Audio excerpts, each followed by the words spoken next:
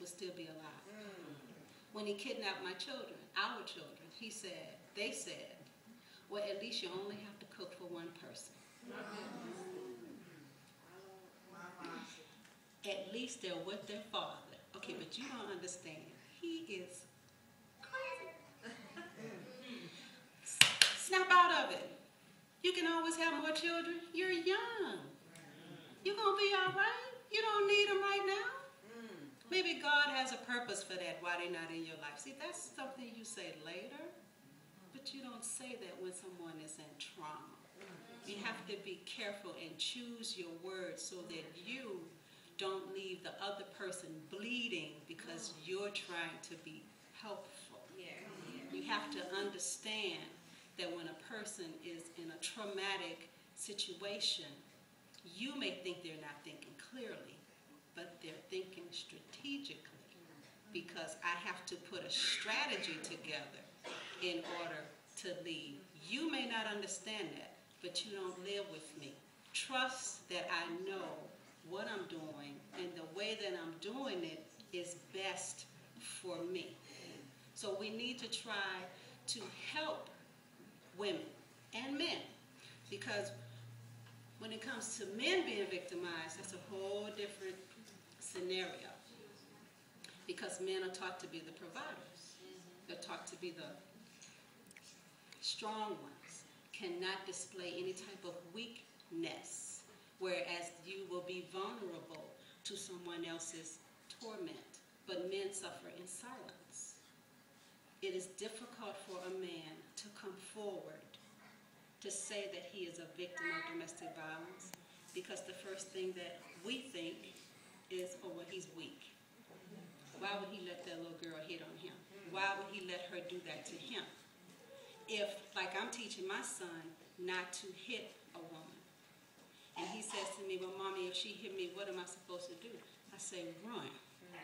Because the laws are set up against the men, and that's being real. So we have to prepare, and when I say prepare, we have to communicate better.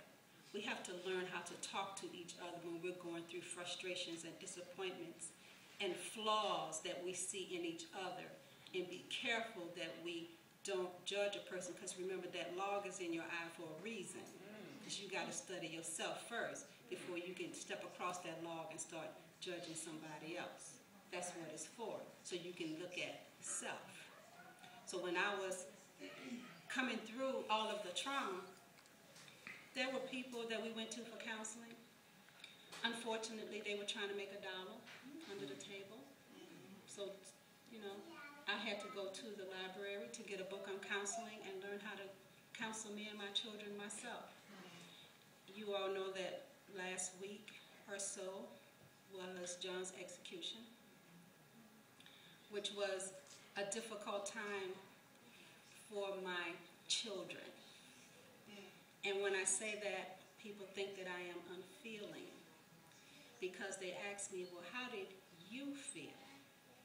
Well, I felt for my children, because when we separated, I was already emotionally detaching from him. When he said, you have become my enemy, and as my enemy I will kill you, that severed any type of emotion that I had for him. So when the execution took place, I didn't need, as other people were stating, him to be executed to feel safe, to feel healing, because God had already gave me that.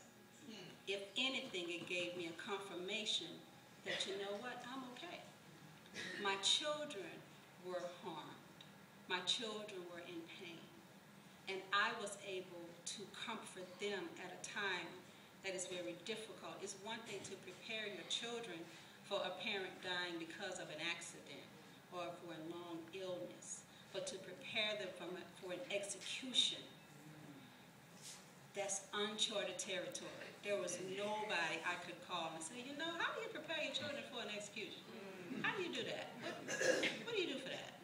No one was there. So I had to do what I always do, and that's turn to God. to ask him what scriptures did I need to read. Give me words of comfort to say to my children. How do I go about the day-to-day, actually the moment-to-moment process of helping them to go through this? So I put it on my children. What do you want to do today? Well, Mommy, we want to watch the news to see how this plays out. So we watched the news that night.